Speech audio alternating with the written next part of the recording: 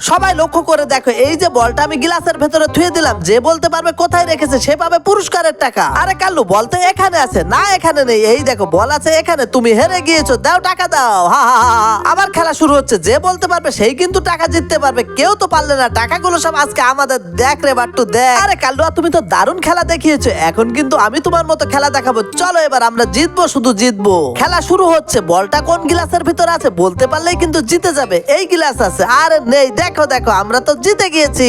এখন দেখো বলটা এখানে। আরে কি হলো? তারপরে কি হলো সেটা দেখলে তো তুমিও হাসতে হাসতে শেষ হয়ে যাবে।